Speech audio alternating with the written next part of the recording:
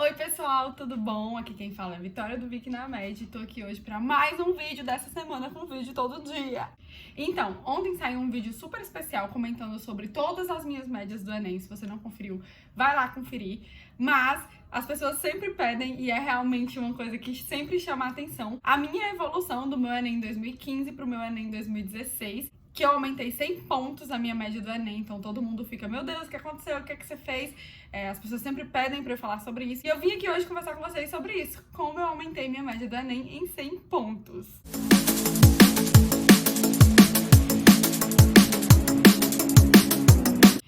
Então, pra quem não viu o outro vídeo, né, que eu falo das minhas médias, em 2015 eu tirei mais ou menos uns 670 e em 2016 eu pulei lá para uns 770, que foi a nota que me trouxe a minha primeira aprovação em medicina na UERN, na Estadual do Rio Grande do Norte, em Mossoró. Eu bato sempre na tecla de que a gente morre aprendendo e que todo o estudo da nossa vida inteira influencia nos nossos resultados. Então, o que aconteceu? Em 2015, eu estava no segundo ano do ensino médio. E aí, explicando um pouquinho da rotina de cada um desses anos, que eu acho que é um ponto muito importante também para comentar. Em 2015, eu estava no segundo ano do ensino médio, eu tinha minhas matérias de colégio normal, então eu tinha que estar em dia com a matéria, porque eu tinha prova daqueles determinados assuntos. Era uma coisa diferente, não era tão voltado pro Enem. Eu já fazia simulado desde o nono ano no meu colégio. Simulados, inclusive, valiam parte da minha nota, então eu tinha que dar uma atenção especial a eles, mas eu não estudava voltada para o Enem. Qual era o meu objetivo? Chegar na minha prova, tirar uma nota boa e passar de ano, e não ficar de recuperação, principalmente em matemática, química e física, que eu quase sempre ficava ali, nossa senhora. E eu fui levando assim. Tentava manter a matéria sempre em dia, me dedicava bastante. Desde o primeiro ano eu era de uma turma especial, né? Que são aquelas turmas para quem quer cursos mais concorridos e quer ter mais aulas e quer ter mais matéria. E aí, desde o primeiro ano eu tava naquela turma e às vezes era meio difícil, sim, de dar conta de tudo, mas a gente se virava nos 30. Acontece que eu sou uma pessoa muito assim, tipo... Nossa, como se eu fosse super desocupada, eu fico arrumando coisa pra fazer. E eu sou assim até hoje na faculdade. E aí eu descobri que no meu colégio, à tarde, no contraturno, num horário que eu não tinha aula, tinha umas aulas pra turma USP Unicamp. E aí eles passaram, né, nas salas, avisando, olha, gente, vai começar as aulas USP Unicamp, vocês podem ir, não sei o quê, aberto ao público. E aí no começo ficou aquele negócio, né, tipo, nossa, mas eu não quero USP Unicamp, eu não quero tentar. Só que eu sempre tive um pensamento assim, cara, se eu me preparar pra coisa mais difícil, mais complicada, se vier uma coisa menos difícil que aquilo, eu vou dar conta. E aí, obviamente, são provas de níveis altíssimos, né? Então, as aulas abordavam esses conteúdos bem aprofundados, abordavam umas coisas que às vezes eu não via na sala de aula. Comecei a ir pra essas aulas, sim, né? Porque como eu disse, tudo eu inventava de ir. E aí, no começo, aquele negócio, né? Tipo, quando passaram na sala chamando, tipo, a sala ficava lotada, cheia de aluno. E com o passar do tempo, as pessoas foram deixando de ir e ficou só quem? Eu, né? Tinha aula, gente, que eu não tô brincando. Era só eu e o professor. Tipo, o professor me dava quase com aula particular, porque ficava só eu. E no final eu acabei indo o ano inteiro pra essas aulas. E aí, ao mesmo tempo que eu fazia isso, de focar nas minhas matérias pras minhas provas, eu ia pra essas aulas USP e Unicamp. Então, desde o segundo ano, eu comecei a ter mais matérias, a ver umas coisas diferenciadas. Por exemplo, nessas aulas, eu tive um curso de reações orgânicas, que era uma coisa que ninguém tinha visto ainda. Então, por exemplo, isso me ajudou muito em natureza. Biologia, tinha umas aulas que reforçavam muito, e eu já gostava de biologia, eu já estudava por conta própria, e ainda tinham essas aulas. Tinha aula de história também para a USP Unicamp, que eu também adorava e que também me ajudou muito a crescer em humanas, que sempre foi uma coisa que eu gostei bastante. Aula de geografia, e aí era aquela geografia bem teórica mesmo, de saber, principalmente porque eles eram questões discursivas, né? Acho que é a segunda fase. E aí você tinha que escrever sobre os determinados biomas. Então eu tinha aulas super específicas sobre isso. E eu assistia, tipo, quase todas as aulas. Fora as de matemática, né? Que caíam as fórmulas que você ficava assim, ó. E aí, eu via muito reflexo disso nos meus simulados, no meu colégio. Tipo, eu começava a acertar questões de reações orgânicas, eu começava a acertar umas questões que eu via, caramba, isso aqui lá da USP Unicamp, não sei o quê. Fora os conteúdos que eu já tinha em sala de aula normalmente.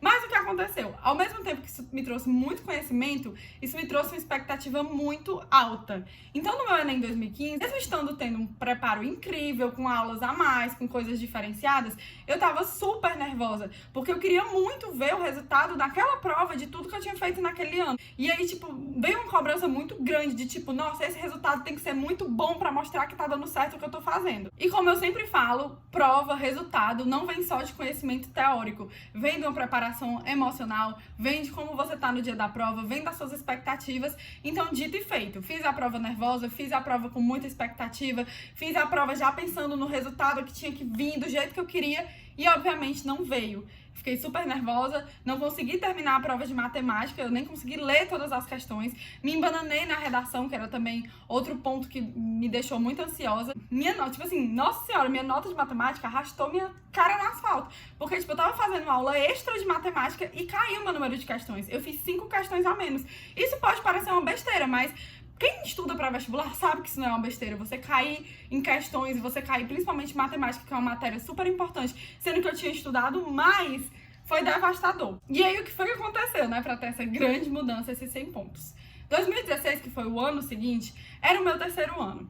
E assim, gente, não tem como comparar estudo de terceiro ano, estudo de cursinho, com quem tá estudando para Enem no primeiro e segundo ano.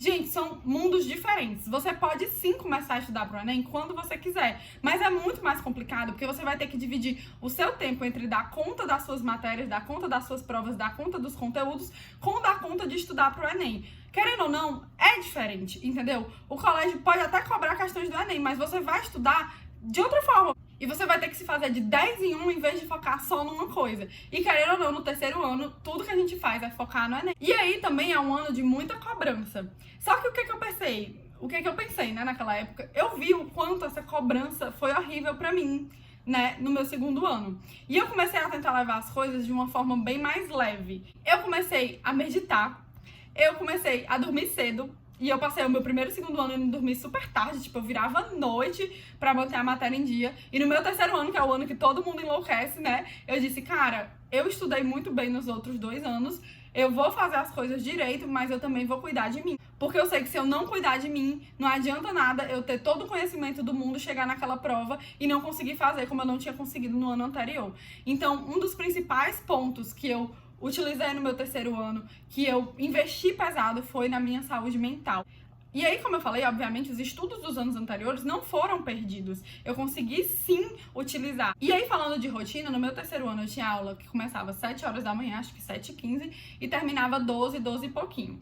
Não era sempre que eu tinha aula no contraturno obrigatória, mas eu continuei fazendo aquelas aulas do USP Unicamp. É engraçado que as aulas eram, tipo, muito repetidas. Parecia que eu tava vendo a mesma coisa do ano anterior, mas era super diferente, porque eu não era o primeiro contato com aquilo, então eu não ficava mais tão assustada. Então, química orgânica eu já entendia, eu comecei a ir para as aulas de física e aí, sabe, eu comecei a ver a magia acontecer, ao mesmo tempo que eu também estava investindo muito no meu suporte emocional. Obviamente, a parte de colégio mesmo era totalmente voltada para Enem.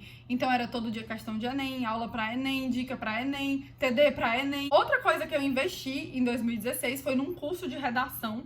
E assim, no meu colégio já era diferente a redação pro terceiro ano. O terceiro ano era, tipo, tinha um suporte muito maior de redação do que no primeiro e no segundo.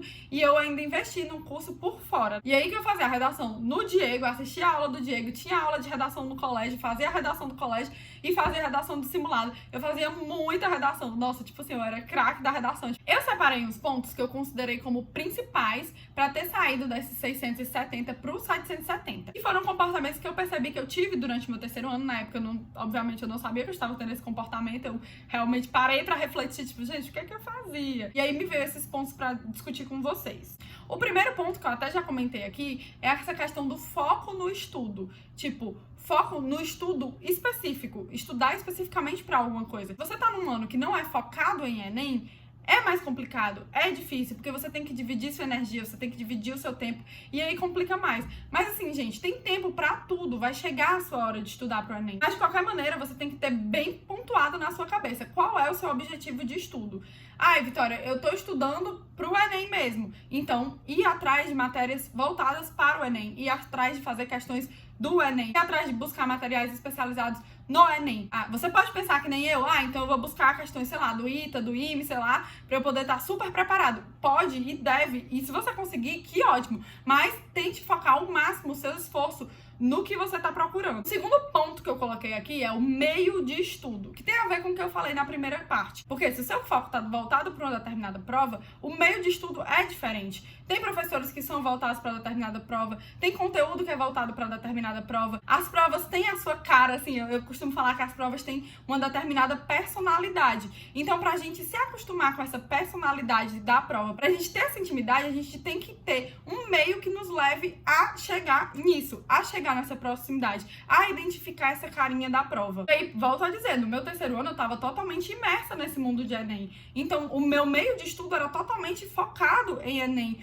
Os materiais que eu utilizava eram de Enem. As aulas que eu assistia era de Enem. Obviamente, conseguia utilizar esses conhecimentos em outras provas? Conseguiria, normalmente. Mas não seria o mesmo que se eu tivesse totalmente focada na prova X ou na prova Y. O terceiro ponto que eu coloquei aqui foram questões. Gente, no meu terceiro ano eu fiz infinitas mais questões que no meu segundo. Principalmente porque no segundo ano, como eu falei, eu ia para essas aulas extras. Mas muitas vezes eu não fazia as questões das aulas extras.